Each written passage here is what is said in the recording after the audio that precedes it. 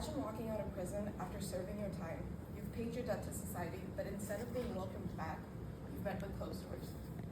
You're homeless, jobless, and judged at every turn. This isn't just a story, it's the harsh reality for thousands of ex-offenders in Texas and across the country. Today, I'm here to persuade you and policymakers need to implement more robust resources to help ex-offenders reintegrate into society. I'll discuss the challenges they face, propose solutions to address the issues, and explain benefits of supporting their integration.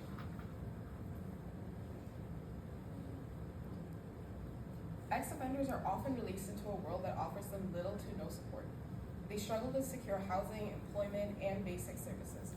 According to a 2018 report by the Prison Policy Initiative, the unemployment rate for formerly incarcerated individuals is 27%, more than 5 times higher than the national average. But employment isn't their only struggle. Finding housing is another significant challenge. Many landlords refuse to rent to individuals with criminal records, leaving them with few options, but to live on the streets or in unstable environments. This lack of support doesn't just harm ex-offenders, it harms society. When ex-offenders cannot secure employment or stable housing, they're more likely to reoffend. The Bureau of Justice Statistics in 2019 reports nearly 68% of released prisoners are rearrested within 3 years. This creates a vicious cycle of incarceration which costs taxpayers billions annually. In Texas alone, the average cost of incarcerating one person for a year is approximately $22,000. If we don't address these issues, recidivism rates will remain high and our communities will continue to suffer. Families will be torn apart, crime rates will increase, and economic inequality will deepen.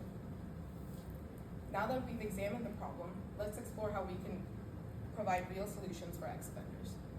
The solution is simple, but effective. Strengthen and expand re-entry programs. Organizations like the Lionheart Foundation and Prison Fellowship offer life-changing resources, including job training, mentorship, and mental health counseling. However, these programs are often underfunded and unable to meet demand. I propose that Texas allocate additional funding to these programs and establish partnerships with businesses and community organizations to provide employment opportunities for ex-offenders.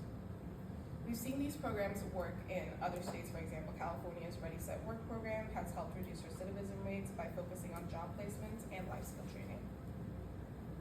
Moreover, providing mental health support is crucial. According to the American Psychological Association in 2022, ex-offenders who receive therapy and counseling are better equipped to handle the stress and challenges of reintegration. One success story comes from the Fortune Society in New York. This organization offers housing, job training, and counseling to ex-offenders. A 2020 study found that 85% of participants secured employment within 6 months, and the recidivism rates dropped to 15%, I believe.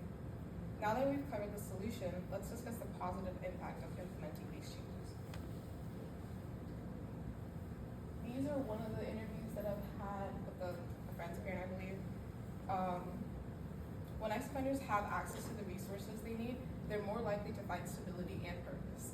They can secure jobs, provide for their families, and become productive members of society. Take Rubina's story, for instance. She's a single mother who, like many ex-offenders, faced unimaginable challenges after her release. Despite her determination to turn her life around, she quickly realized that society wasn't ready to welcome her back. She struggled to find stable housing as landlords refused to rent to someone with a criminal record. Each rejection chipped away at her confidence, leaving her with fewer options.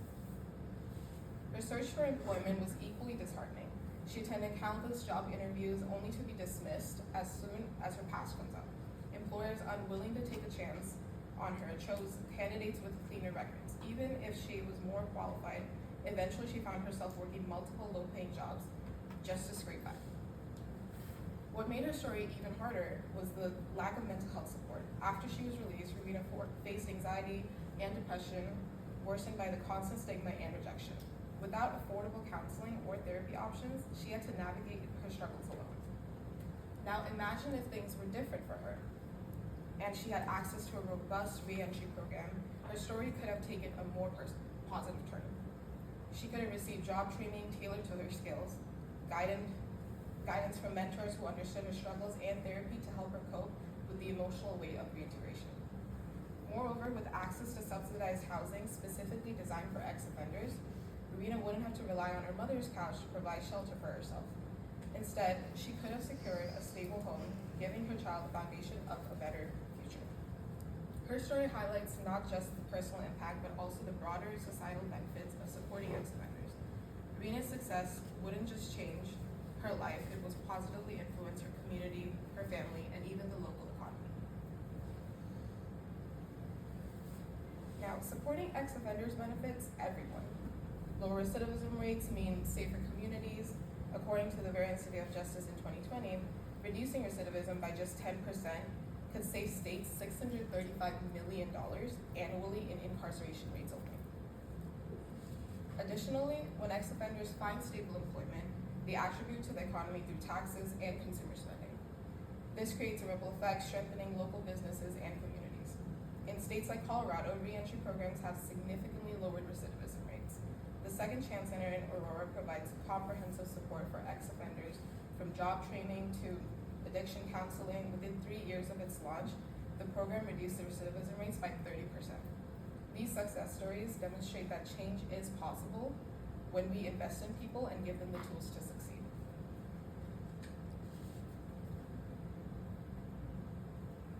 Today we've discussed the challenges ex-offenders face, the solutions available through reentry programs, and the benefits of supporting these individuals as they reintegrate into society.